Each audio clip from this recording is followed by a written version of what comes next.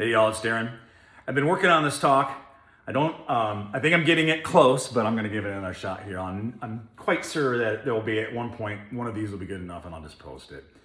This is a talk I've given a lot and I constantly adding to it because it's so very important to the way I see the world and politics.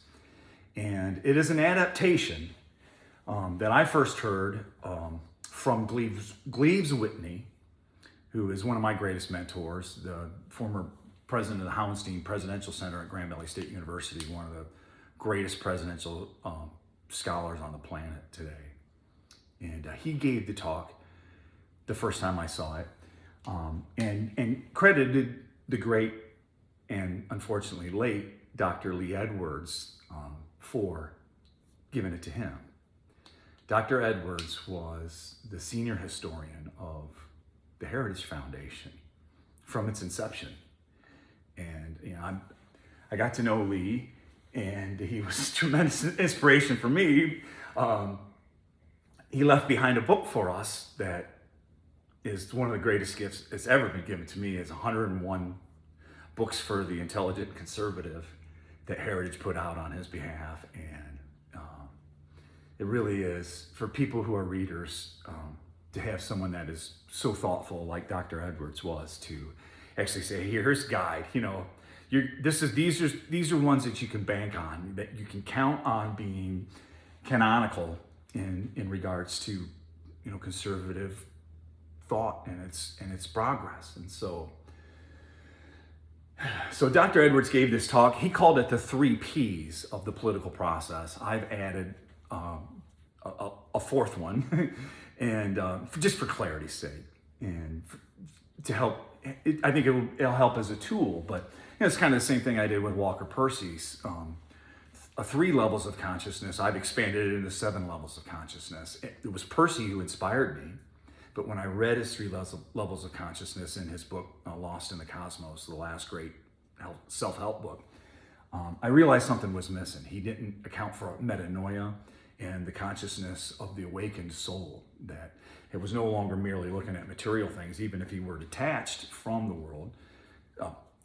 Percy says that the 3rd level consciousness is detached. It's able to orbit the world and look back on it. And my concept was, well, there's another form of detachment that is orbiting the world, looking back on it, but it also realizes that there's a whole other universe above us, that there's a cosmos, an enduring moral order, that and we can tap into it. And that's what we mystics do, is that we tap into that all the time, and we bring what we can from it. And to little talks like this that I hope will mean a lot to you. Hopefully it'll mean as much to you as it's meant to me over the years. The four P's of the political process. It is not only a linear thing that happens, but it is also a very dynamic thing. You can almost think of it as a helix winding its way from start to finish. So let me just give you the 4 P's first. In the political process, you will be able, if you pay attention, be able to detect these 4 components at play. And the first of which is the philosophers.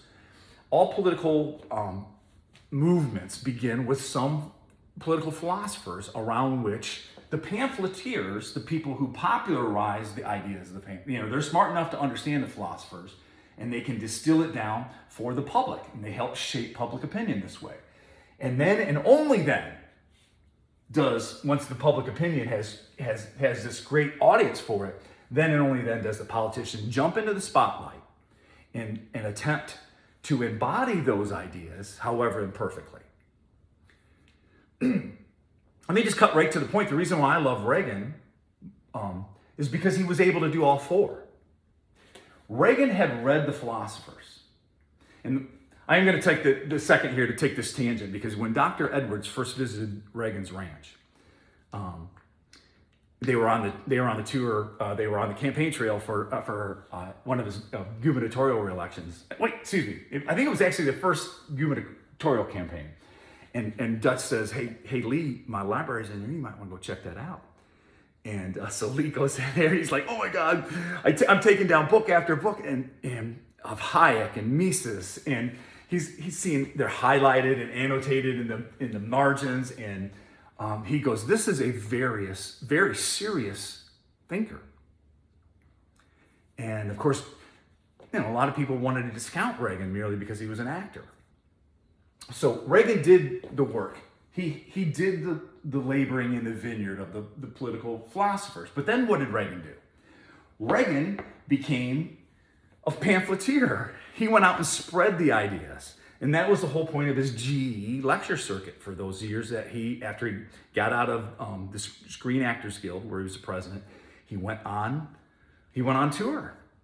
He started honing his craft. He took his index cards with him and he went out on tour and started giving these speeches in factories and talking to real people and getting real people feedback. The feedback loop with Reagan. Reagan knew millions of Americans. So he created his own public opinion. And then he created his own spotlight. And when he stepped in it, he played that role masterfully. Reagan knew what he stood for. But more importantly, we knew what he stood for. And his enemies knew what he stood for. And Peter Schweitzer's, what's one of my favorite biographies on Reagan, Schweitzer writes that it was the Soviet Reds that knew Reagan best. They knew that he was going to oppose them at every turn. And that he really did want peace, but he was not going to give up strength as a deterrence. And Reagan won the Cold War without firing a shot. Made them spend themselves into oblivion, and communism collapsed. We've lost a lot of these lessons. But so let's go back to, let me flesh this out because I got all these words and I got to explain what they mean. But so let's take a look at, and what I've drawn here obviously is the difference between the Republicans on the top here and then we could say the right and the left, right? Okay, so who are the philosophers of the right? Well, you have primarily Judeo-Christian heritage, that whole tradition where we are attempting whatever our political ideas, our ideologies, our strategy plans, or what have you, we hope to not offend Christ, okay? That's kind of the main whole point of Western civilization. Western civilization, we ought to go back to calling it Christendom again because, that's what Western civilization is. The taproot of Western civilization is the Judeo-Christian tradition. Second to that is the Greco-Roman tradition. You have the Greeks, you have Plato, Aristotle, and Socrates, and all these guys, everybody that's at the school of Athens up here are giving us a whole order of how to order our mind. Jerusalem and Judeo-Christian culture gives us how to order our souls. These are foundational tenets on the right, okay? So we have Athens, Plato, Aristotle, Rome, Cicero. And then of course you have, what's the significance of Rome to us is that they teach us the Roman republicanism, small r republicanism, the idea that we can elect our leaders and that our leaders know best, if we pick the right people, to look out for our interests and manage our public and shared affairs. And of course, Rome also teaches us the terrible lesson of hubris as well, and overstretch, overreach, and losing touch with the people with whom you're trying to rule. And so, but that's what Cicero and Marcus Aurelius and Augustine will teach us as well. So, but then we have the whole Western tradition develops out is something that conservatives are attempting to conserve, whether it is the best thinking from Britain or the Scots. I mean, the Scots kind of saved Western civilization, we've got to admit, but also the French. Think of Montesquieu. Think of what Alexis de Tocqueville did to reinforce the American spirit. Some of the greatest Americans were Germans or Austrians because they realized what we were attempting and how significant that was. Of course, then there's the 5,000-year leap where Western civilization and Christendom makes the jump across the pond, and like a found planet almost, a brand new continent is discovered. And America, in the words of Margaret Thatcher, is not founded on history. It is discovered and founded on philosophy. And so that's America. Ain't that America for you and me? So Yeah, so we have dynamics, however, of philosophers that don't always agree. We have dualities that are in constant enduring tension. Think of Adams and Jefferson. Think of Plato and Aristotle. That dynamic exists in many different places. It's kind of that conservative libertarian dynamic where sword sharpens sword. So who are our pamphleteers? Well, it's kind of funny because it fills in now, but that was not the case when Reagan was being elected. Back when Reagan was being elected, we had basically the Wall Street Journal. There was no Fox News Channel, of course. That didn't get founded until I was in Kansas by then, so it had been 96, wasn't it? So what did Reagan have? Who was in his corner? Who were his pamphleteers? He had a huge uphill battle because he had the Wall Street Journal and he had William F. Buckley's The National Review. He had the Weekly Standard, the writers over at Commentary, and he had himself, But fortunately back then, America was far more conservative. Jack Kennedy would have been welcome very much in the Republican Party today. He would not be welcome in the Democrat Party today. To make a distinction between Eisenhower and Kennedy,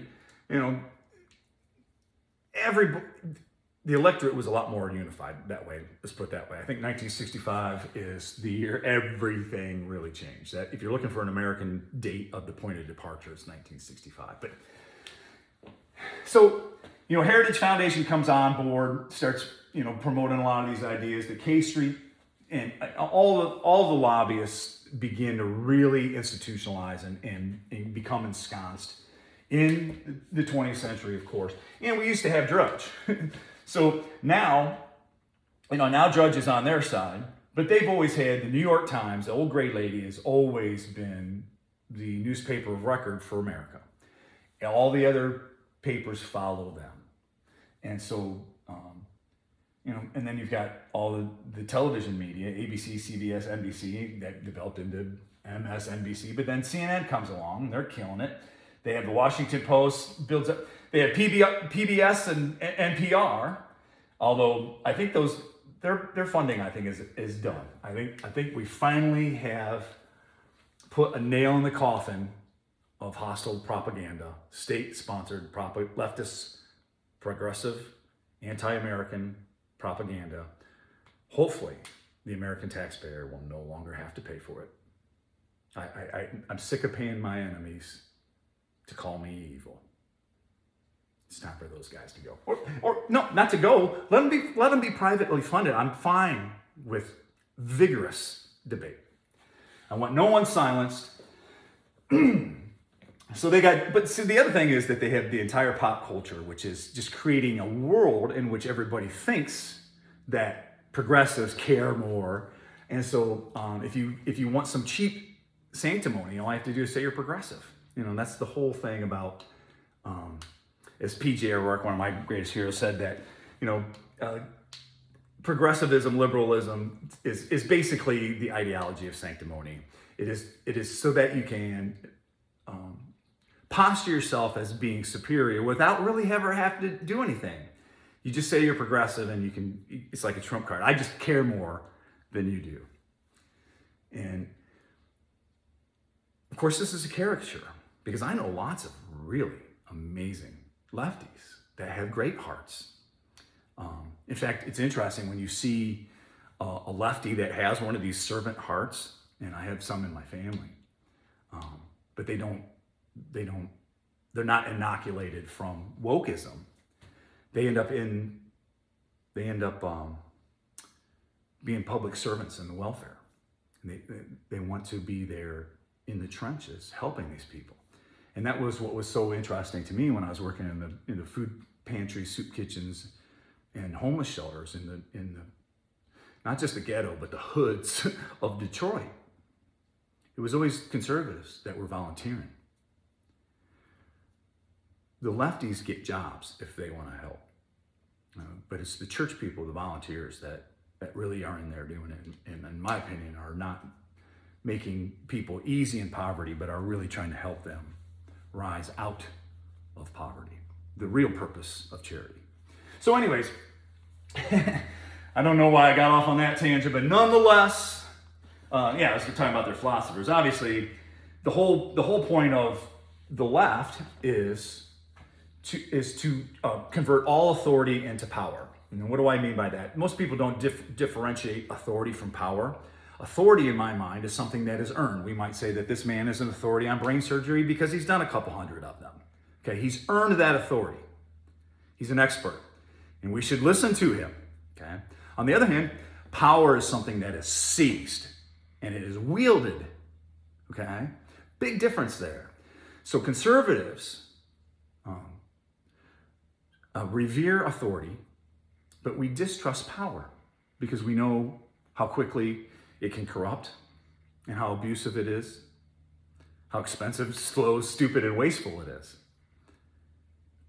Libertarians, for a distinction here, libertarians hate both authority and power. You might find some of them that can give lip service to authority, or they certainly live in ways where they have authority in their own lives, but they are not willing to allow us to build the kinds of societies where that authority actually is ensconced in law. They don't believe that people have a right to their own laws. So, freedom is different than liberty. Let me go ahead and get into this too. A lot of people don't know this distinction. Freedom, liberty, and free will are three separate things, and it's very important that we compartmentalize them. What is freedom? Freedom is merely the absence of restraint. A man who is in the middle of the desert all alone is totally free. He has no restraints. He can do whatever he wants. No one's going to stop him. But he has very little liberty. In other words, he has no array of good options. America was conceived in liberty. The founders very rarely used freedom. And if there were founders who used freedom, they were probably the anti-federalists more than they were the nationalizers. So it's important to realize that what conservatives are fighting for is not merely freedom in its abstract, absolute sense that the libertarian makes his primary political aim. The freedom in which the libertarian is often pining for is one that has never and never will exist. Logically, it doesn't happen. But the yearning for freedom, I mean, every conservative has a little bit of anarchist in them. And if you don't, then they're probably totalitarians. And you got to watch out for those. And of course, that's the difference between the left. You got the conservatives who love authority but hate power. You got the libertarians who hate power and authority. And then you've got the lefties who love power. And that's about it. You know, they're in the business of invalidating genuine authority, because genuine authority actually stands athwart the progressive march and and yells stop. So then you have the public opinion factor. You've probably been looking at this wheel, trying to figure out what's happening here. The important thing is in this pie, America has been a 45-45 split nation for a long, long time. And we've forgotten that just because there's not a lot of scoring going does not mean, just because there's not a lot, think of it as a football game here.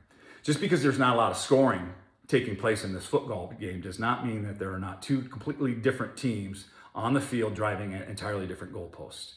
A lot of spectators, especially those who see sports or see politics as kind of a sport, they just get sick of everything. They're just like, and that's the whole point of Trump. He is the anti-politician. People who are fed up with the establishment, as they should be, that are pissed off at Republicans for being merely the junior partner of the ruling class, which they've become. Of course, Trump's going to come in and do something that we haven't seen before. He is the black swan. Okay, we'll talk about that in a second here. So, yeah, let's go ahead and differentiate. Let me go back to Reagan. So, what was the thing that was the significance of Reagan's movement? Okay, Reagan brought together the five families of the right. Okay, And I'm going to talk about these right now. The first of the five families are the anti-communists. These were the ones who coming out of World War II, coming out of World War I, seeing what's happened in the Soviet Union, the rise of China, all this stuff said, nope, America needs to stand athwart that, and we need to defend our peaceful Western allies. He also brought together the traditionalists.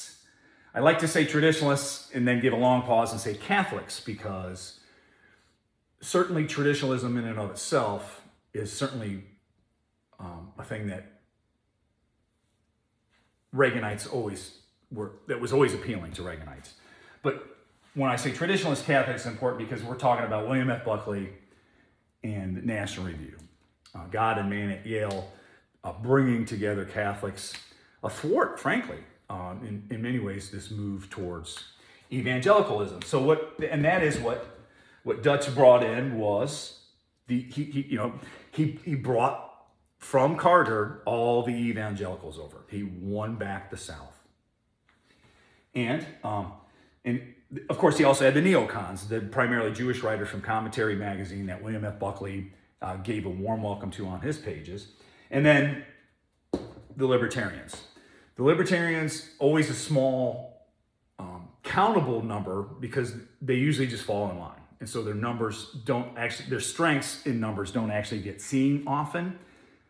And that's primarily because they understand that you owe it to your ideas to win. If you don't have any power, you're just a bunch of people on Misfit Island talking about how much better you are because you see things more clearly. You got to get in the game, and to get in the game, you got to have power. And to have power, you've got to win elections. You've got to put politicians up who can win, who embody the public opinion. And this is what Trump did. So let me tell you a little bit about who I am. So I first became a professional politician in 2004 when I got on Michigan Republicans running President Bush's reelection campaign in Downriver, Detroit, in southeastern Michigan, which was Downriver, Detroit's 15 blue-collar communities, primarily hardworking, good gun-toting, Bible-thumping, God-fearing, hardworking, blue-collar conservatives who've always voted Democrat all their life. They're Union Democrats. We always think of the Reagan Democrats up in Macomb County on the north side of Detroit. I was running the blue Downriver Detroit. And I lived on Grosse Ile for 17 years, which was an island in the Detroit River at the very end of the Detroit River as it opens into Lake Erie. And Grosse Ile was kind of like this island in a way, but they had 11,000 people on it, whereas we only have 1,100 here. And most of those people don't live here. These are their second home. So at any given time, there's probably only a couple hundred people on this island. And so what I was doing in 2004 is essentially I was working the new political system invented by Karl Rove, which was the micro-targeting concept of finding out who all the voters are, voter identification, find out who your high-propensity voters are, who your low-propensity voters are, and get those low-propensity voters to the polls, get them the message that appeals to them, and then get them to the polls. That was the whole point. Identify. It was kind of a search, kind of a hunting thing. It was really actually kind of interesting if you were an IT person, but that was the whole point of the 2004 elections. And then, of course, as voter vote was coming online across the nation and all the Republican parties, that data collection was the way we felt was the way to win elections, right? And then the black swan came along. Trump shows up, and frankly, it took us a while, some of us professionals, to figure out what was his genius, what is his mastery. He mopped the floor in 2016 with the most talented field of presidential nominees in my lifetime, and none of them stood a chance because he had tapped into this anti-political sentiment, this anti-establishment, anti-Washington thing. And frankly, I believe that we ought to divest DC of most of its power, period. I mean, go beyond getting rid of, sorry, Betsy DeVos, one of my greatest heroes. She she was Secretary of Education under Trump, and she did an amazing job. But I think we got to shut it down. I think we got to shut that down. I think we had to. It's a state. Look, almost all of the states have more population than we had when America was founded. We're just too big. The states can handle it. We must come back to the idea of subsidiarity, where government that manages best manages closest. And sure, there are some things that we need to combine on a statewide level where there's kind of that bulk buy and discount, but this phantom of efficiency is really a mirage, and that's another talk that I'll give some other time. So let me try to get back to this, because when we look at the 5 families of the Reagan coalition, we have to see that, they don't really exist the way they did back then. And so they morph into something else. The rank and file Republican, and this is why I got out of politics in 2016 primarily. Not only was I going through a divorce, and I found a really, really cute girl, and I was enjoying being a father, and I thought I had a new purchase on life, and I just didn't. I saw so many of my dear friends were supporting Trump for what I thought were good reasons, but I just, for me, the difference between Reagan and Trump for me is that Reagan was great because he was a good man, a really good man. So Trump will never be great because he's not a good man. And let me give this quick little talk here. A political party should be seen as kind of like an ocean-going ship. Think of it as like a pirate ship. That its cargo is the precious heritage, the ideas, the principles, the plans of the party that we share. And in order for this party to remain in ship shape, there almost has to be kind of an ongoing mutiny taking place. So that way we've got the best people in charge. But what ends up, and so in doing so, what we really need to do in that regard is just make the ideologues walk the plank. The rigid ideologues who that want it to be about one thing or just a very short stack of things rather than this whole constellation of values and ideas. And so the last thing you want to do, this may sound counterintuitive, the last thing you want to do is you don't want to turn our ship of state